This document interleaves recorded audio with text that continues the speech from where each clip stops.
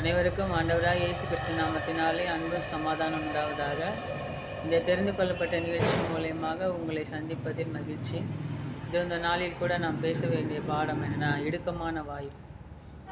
இடுக்கமான வாயிலில் தான் நம்ம நுழைய முடியும். இந்த உலகன்றது ரொம்ப பெருசுங்க.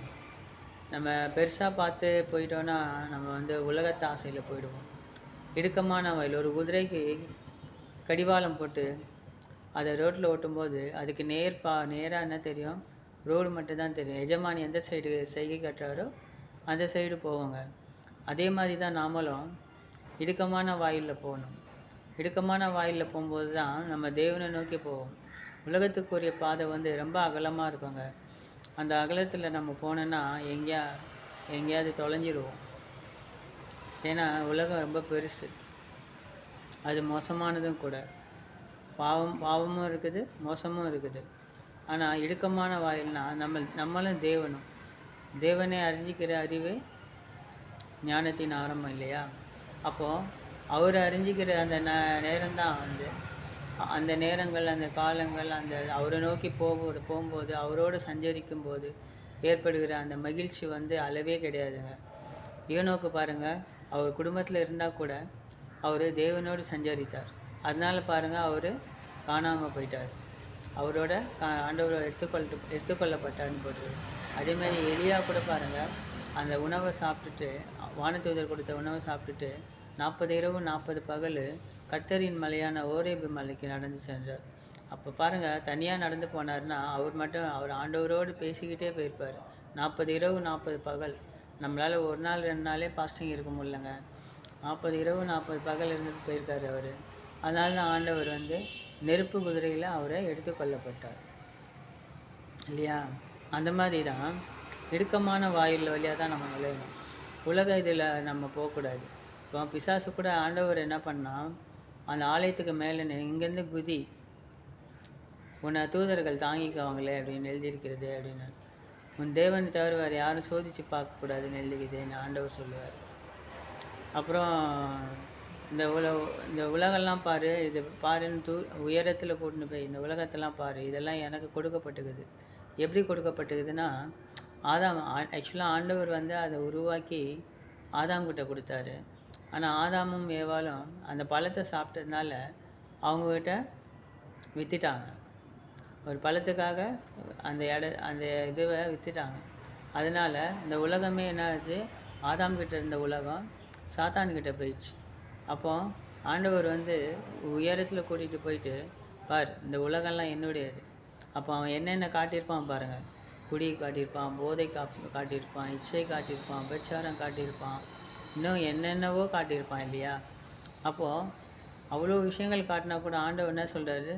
உன் தேவனை தவிர வேறு யாரையும் வணங்காதேன்னு சொல்லியிருக்குதே அப்படின்னு சொல்லிட்டு அவனை அகற்றிடுறாரு. அவன் இன்னும் வேலை வரலன்றதுனால அவன் அவரை விட்டு போயிடுறான் இல்லையா? அதனால் இடுக்கமான வாயில் வேதம் நம்ம கையில் இருக்குங்க. வேதத்தில் இல்லாதது எதுவுமே இல்லை. மனுஷனுடைய படைப்பு, உலகத்துடைய படைப்பு, மனுஷன் எப்படி வாழ்ந்தான், எப்படி வளர்ந்தான், எப்படி ஏசப்பா உலகத்துக்கு வந்தார், தேவன் எப்படி மண்ணில் பிறந்தார், தேவன் எப்படி மரித்தார், எப்படி உயிர்த்தார், மறுபடியும் எப்படி வரப்போகிறாரு, அவர் வரும்போது என்னென்ன நடக்கும், இது எல்லாமே வேதத்தில் இருக்குங்க. நம்மளும் நம்ம கடிவாளம் மாதிரி போட்டுக்கிட்டு அது நம்மளால் போட முடியாதுங்க. தேவனால் தான் கூட, மனுஷனால் கூடவே கூடாது, முடியவே முடியாது. அது தேவனால் தான் முடியும். ஏன்னா நம்மளுடைய கண்கள் இச்சைகள் நிறைந்தது, நம்ம சரீரம் இச்சைகள் நிறைந்தது, நம்மளுடைய ஆத்மாவும் ஆவியும் பாவத்தில் நிறைஞ்சது. ஏன்னா நம்மளுடைய ட்ராவல் பார்த்திங்கன்னா அந்த உலக ஆசையில் தான் வந்திருக்கு. உலக ஆசைன்னும் போது அது சாத்தானை குறிக்குது இல்லையா? அப்போது நம்மளுடைய ட்ராவல் ஃபுல்லாக உலக ஆசையில் தான் இருக்குது. அந்த இடுக்கமான வாயிலில் போகும்போது நம்ம மட்டும் போவோம். நம்மளை ஃபாலோ பண்ணுறவங்க நம்ம பின்னாடி வந்துகிட்டே இருப்பாங்க. அப்போது நம்ம முன்னாடி நம்ம தேவனை வச்சுக்கிட்டு தேவனை தான் எல்லாத்துக்கும் நம்ம முன்னிறுத்தி சொல்லணும். எப்படி தாவீது ஐயா எது செஞ்சாலும், ஆண்டவரே நான் போவா, எனக்கு கிடைக்குமா அப்படின்வார். நீ போ, அவங்கள உங்கள்கிட்ட ஒப்படைப்பேன் அப்படின்னு ஆண்டவர் சொல்லுவார். அந்த மாதிரி அவரும் ஒரு தப்பு பண்ணாருங்க. ஆனாலும் அவர் பாவத்தை ஒத்துக்கிட்டு அதுக்கேற்ற மன்னிப்பு கேட்டார். அதனால தான் அவருடைய மகனே சாலமோனை அடுத்த அரசராக ஆண்டவர் நியமித்தார். அப்போது இடுக்கமான வாயில் வழியாக தான் நம்ம நுழையணும். புரியுதுங்களா? இப்படி தான் இருக்கணும்.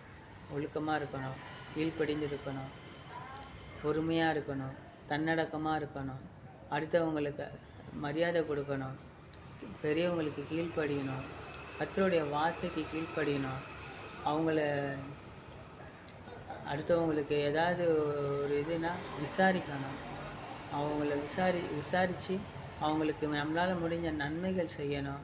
இந்த மாதிரி ஒரு குறிப்பிட்ட ஒரு குறுகிய இதில் தான் நம்ம வாழணுமே தவிர, இந்த உலகம் அத்பார், அந்த மஹால் அப்படிங்குது, இந்த மால் அப்படிங்குது, அது இப்படி இருக்குது, இது இப்படி இருக்குன்ட்டு நம்ம உலகத்து ஆசையாக வாழக்கூடாதுங்க. அப்போ அந்த உலகத்து ஆசையில் நம்ம வாழ்ந்தோன்னு வச்சுக்கோங்க, ஆண்டவரே சொல்கிறார் பார்த்தீங்களா, என்னை பார்த்து நீங்கள் ஆண்டவர்னீங்கன்னா நீங்கள் யாருன்னு நான் கேட்பேன். நீ இடுக்கமான வாயிலில் வந்தால் மட்டும்தான் என்னால் உங்களை அழைச்சிட்டு போக முடியும். உலகத்தானா நீங்கள் வந்தீங்கன்னா விசாலமான வாயில் உலகம் எப்படி மயக்குன்னு உங்களுக்கே தெரியுங்க. அது மோசமானது. அது யாராக இருந்தாலும் மயக்கிடும். பெண், பொன், மண், இது எல்லாமே பார்த்திங்கன்னா உலகத்தில் எல்லாருக்கும் ஆசை இருக்குது. ஸோ அந்த ஆசையில் நம்ம விழுந்துடாமல் தேவனை நோக்கி போகும். நம்மளுடைய தேவைகள் சந்திக்கப்படும். நம்மளுடைய தேவையாக உணவாக இருக்கட்டும், ஆடைகளாக இருக்கட்டும், தங்கும் இடமாக இருக்கட்டும், நம்மளுடைய போகிற வர்றதுக்கு தேவையான வண்டியாக இருக்கட்டும், எதாக இருந்தாலும் ஆண்டவர் நம்மளுக்கு அது தேவைகளை சந்திப்பாருங்க. ஆனால் நம்ம இடுக்கமான வாயிலில் போகிற மாதிரி நம்ம ஒரே இதில் போனோங்க. எங்கேயும் மிஸ் ஆகிடக்கூடாது. அது நேராக ஆண்டவர்கிட்ட போய் விடும். நம்ம உலகத்தை ஆசையாக எங்கேயும் திரும்பி பார்த்துடக்கூடாது. லோத்தின் மனைவி திரும்பி பார்த்து என்னாச்சு பார்த்தீங்களா? அதே மாதிரி நாமளும் உலக ஆசையில் திரும்பி பார்க்காம இடுக்கமான வாயில் வழியாக நேராக போவோம். நம்ம கிறிஸ்துவத்தை நம்ம பரப்பணும்னா நம்ம ஃபஸ்ட்டு இடுக்கமான வாயில், அவர் பாருங்கள், அவர் கரெக்டாக போவார். அவர் நல்ல மனுஷன். அவர் கடவுளுக்கு பயந்து வாழ்கிறாரு. அவர் உலக ஆசைக்கு எதுவுமே பண்ண மாட்டார். இப்படி அடுத்தவங்க நம்மளுக்கு சொல்லும்போது நம்மக்கிட்ட இருந்து ஆண்டவருடைய மகிமை வெளிப்படுது இல்லையா? ஆண்டவர் நாமத்தை மகிமைப்படுத்துகிறாங்க. அப்போது அந்த ஆண்டவர் நாமத்தை மகிமைப்படுத்துகிற இடத்துல தான் நம்ம இருக்கணும். உலக ஆசையாக இருந்தேன்னு வச்சிங்களேன், அவன் கிறிஸ்டின்னு, ஆனால் அவன் என்ன பண்ணுறான் பார்த்தியா அப்படின்னு சொல்லுவாங்க. அதனால் நம்ம இடுக்கமான வாயில் வழியாக ஒரு உபாதி போட்டுக்கிட்டு இடுக்கமான வாயில் வழியாக தேவனுக்கு உகந்த ஒரு வாழ்க்கை வாழ்ந்து அவருக்கு மட்டுமே நம்ம பயந்து அவருடைய வழி என்னவோ, அவருடைய கட்டளைகள் என்னவோ அதை ஃபாலோ பண்ணி அதன்படி செல்லணும்னு உங்களை அன்புடன் கேட்டுக்கொள்கிறேன். இந்த நிகழ்ச்சி கலந்து கொண்டதுக்கு நன்றி. உங்களுக்கு அன்பும் சமாதானம் உண்டாவதாக. இதை பார்த்து கொண்டிருக்கும் நீங்கள் கர்த்தரால் ஆசீர்வதிக்கப்பட்டவர்கள்.